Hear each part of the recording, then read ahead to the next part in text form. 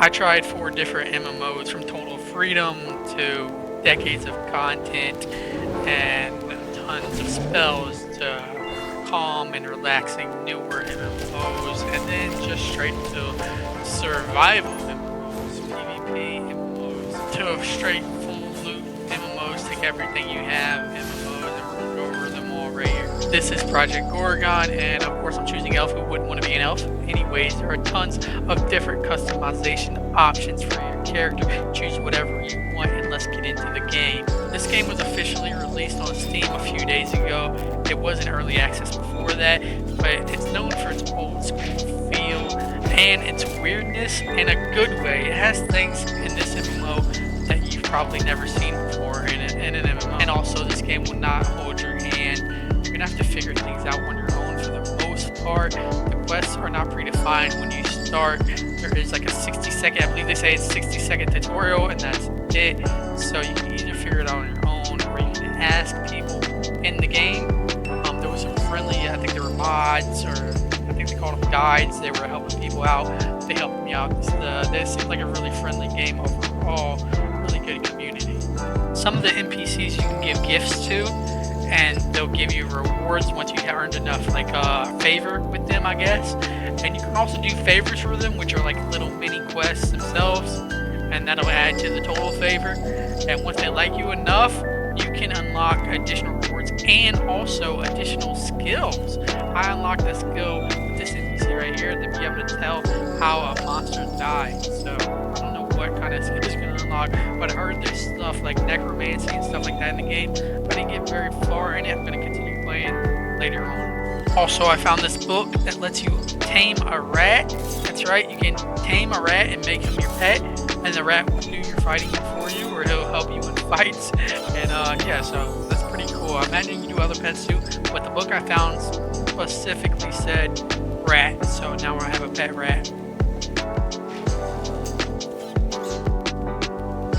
We'll definitely be trying this again later on. Project Gorgon is the name.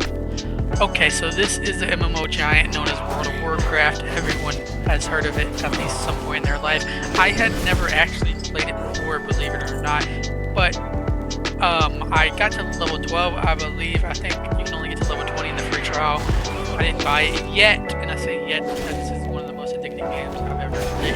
It was super fun, and I can't wait to keep playing it. So there are a myriad of different WoW expansions and modes. I don't know what you call them, but there's so many different. There's WoW Classic, WoW Retail, and there's a ton of different like variations of that classic. I guess I don't know how to explain it. You have to ask someone else, but there are a bunch of different options you can choose from. I chose WoW Retail to start with just because I had never played it before, and yeah, I don't know if I made the right choice or not. Let me know in the comments.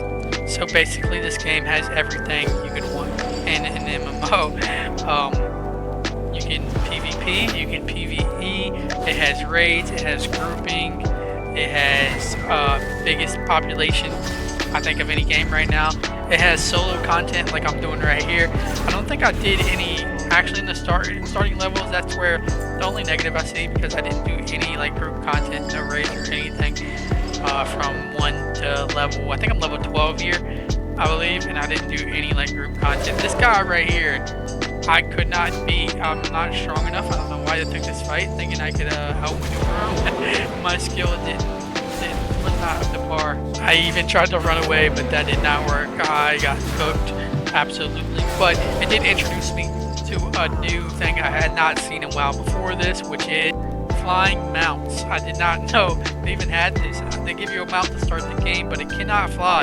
I don't know when you unlock a flying mount, but this needs to be now. I cannot wait for this. This was so much fun, the flying mount. I could only use it whenever I had died though, so whenever I unlock the flying mount permanently, that's going to be awesome. Not to mention, it has decades of content you can go through. You'll never be bored in this game. This is World of Warcraft. Now let's get to the next game. This is Etterspire, I believe that's how you say it. It's more of a chill, relaxing MMO where you can just grind and play the game without having to stress out like things like PvP and even PvE. You'll be able to, for the most part, go through all the quests pretty easily. Well, the quests I'm up to, I have no idea about later games. has a cozy, kind of funny animation, which I love. One of my favorite things about this game. Also, the NPCs themselves are pretty funny. The only disadvantage I don't like are these little portals that kind of separate different parts of the map. I wish it was like truly open world. But this is technically both a mobile and PC MMO. I downloaded it on Steam myself. Also, combat-wise, there is a huge skill or ability tree where you can get new abilities. As I said, I'm not very far in the game, but I did just unlock some new ones, and they look pretty cool. Your gear, for the most part, you'll get from drops and quests, although you can also buy them from the merchant if you want to go that way. There are also different skills besides combat you can do. I believe there's fishing I've seen, although I haven't tried it myself. I will be downloading this on my phone as well, just so I can, whenever I'm tired of sitting down playing on the PC, or whenever I'm done playing a different MMO and I don't feel like playing on the PC anymore, I will be playing on my phone. It is cross-platform, fully cross-platform and cross-play, so you can play it on PC and mobile. This is Etherspire, I think that's how you pronounce it. I'll put it on the screen. But let's get to the next game. This is Albion Online, a massive PvP, full loot in some areas, sandbox type MMO, and it's very, very fun, especially if you are competitive. So I do not have much experience in this game, but I'll try to explain the PvP system as I know it. So there's 4 different types of zones on the map: blue zones, yellow zones, red zones, and black zones. In the blue zone, no PvP can happen. Yellow zone, you will have to flag up or turn your character hostile to be able to PvP someone. And whenever you turn your character hostile, whenever you flag up, anybody in that zone is able to attack you both unflagged and flagged. So be careful doing that. But in yellow zones, you can only be knocked down. That means whenever you die, you'll be knocked down and your character will get back up shortly. You will not lose any gear from this as well. There is a specific rule which I don't really understand.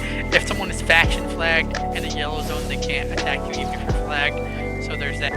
I am very weak here, excuse my minimal damage.